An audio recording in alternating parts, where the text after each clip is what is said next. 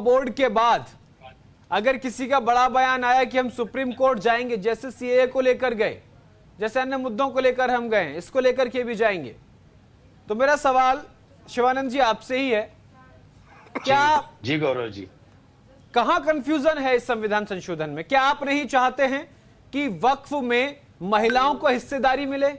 क्या आप नहीं चाहते हैं कि आपके सरकारी दफ्तरों में या फिर आपके मंदिरों की जगह को वक्फ अपना ना बता दे? क्या आप नहीं चाहते हैं कि सबको समान अधिकार मिले? क्या आप नहीं चाहते हैं कि ये देश सेकुलर की आप बात करते हैं, अगर वक्फ संशोधन इसके अध्यक्ष कमेटी में अगर एक गैर मुस्लिम भी जुड़ जाएगा तो कितना सेकुलर माहौल बन जाएगा? आप नहीं चाहते हैं? गौरव जी, मैं देश के पंतप्रधान आदरणीय नरेंद्र मोदी जी को पूछना चाहता हूं, 2014 से लेके 2025 तक मुस्लिम बांधवों के लिए कौन सा अच्छा काम किया है, बताइए। आपने मेरे सवाल का तो जवाब दे दो, प्रधानमंत्री से बाद में पूछ लेना।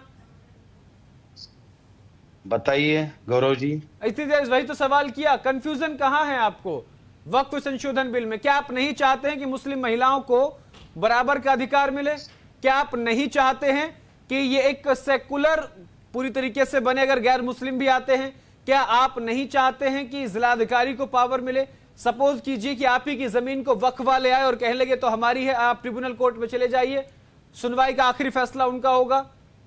क्या आप नहीं चाहते कि इस देश में जिस तरीके की खबरें आई हैं निकलकर सामने कि हमारी जमीन पर वक्फ ने कब्जा कर लिया, हमारी जमीन पर वक्फ का कब्जा है, उन सभी को देखते हुए तो यह फैसला लिया गया है, फिर कांग्रेस को आपत्ति क्यों हो रही है, सुप्रीम कोर्ट जाने की बात कर रही है?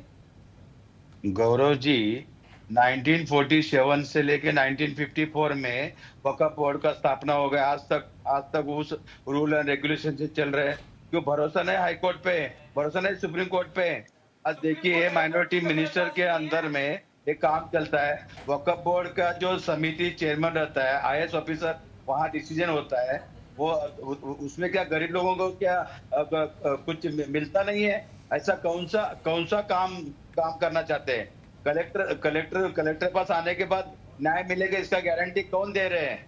ये बीजेपी आरएसएस दे रहे हैं, अंडरटेकिंग देना चाहते हैं। मैं बीजेपी प्रवक्ता मेरे मित्र को पूछना चाहता हूं, 9,40,000 जो जमीन है वक्फ बोर्ड का, वो जमीन गोर गरीब दलित पिछड़ों को मिलेगा, ये अंडरटेकिंग दे सकते हैं? ठीक है, ये मुकेश अंबानी का बॉम्बे में जो पैलेस बना है, वक्फ बोर्ड के ऊपर पैलेस बना है।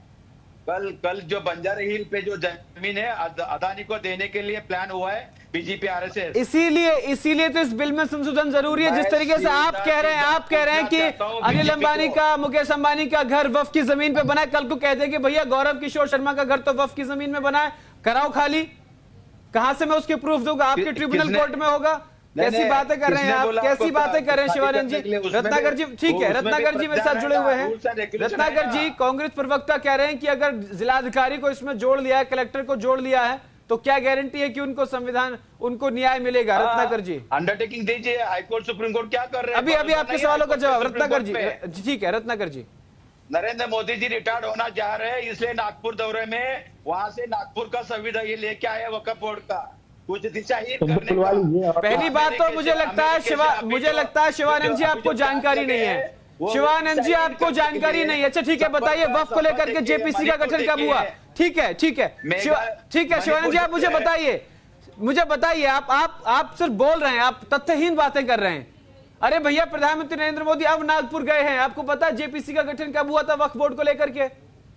अब पता है, जेपीसी का मीटिंग 4 बार ही हुआ है। फिर और मोदी जी नागपुर कब गए? मोदी जी नागपुर कब गए? नागपुर 30 मार्च को। फिर और ये तो पहले से मुद्दा चल रहा है। क्या बात कर रहे हैं भाई साहब, आपकी वहां से लेके आए वक्फ के संशोधन को। ठीक है शिवानंद जी, आप होमवर्क कर लीजिए। रत्नाकर जी साहब कहाँ है? 240 में एक भी मुस्लिम उसमें नहीं है मेंबर ऑफ पार्लियामेंट। क्या बात कर रहे गौरव सर?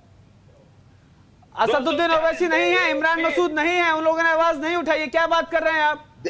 देखिए गौरव जी, उनके बात कौन मानता है? आज बॉम्बे में देखिए एसआरए के प्रोजेक्ट के ऊपर ठीक है, ठीक है रत्नाकर जी, ठीक है, ठीक है शिवानंद जी, ठीक है, सबका नंबर आना चाहिए सब। उत्तर प्रदेश में ठीक है, खान को डेली धमकी आ रहे, कभी भी इनकाउंटर कर सकते हैं। ठीक है, सुरक्षित तुष्टिकरण करना, राजनीति ठीक है, ठीक है, ठीक है, इतने सारे सवाल जवाब ले लेते हैं, चल रहे सर। ऐसे डिबेट नहीं हो सकती शिवानंद जी। रत्नाकर जी आप पर गंभीर आरोप लगाए जा रहे हैं, आपने सभी सुने होंगे, एक एक करके जवाब दे दीजिएगा।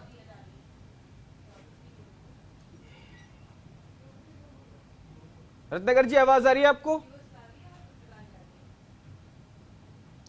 ऐसे टाइम पे आवाज कैसा आएगा गौरव?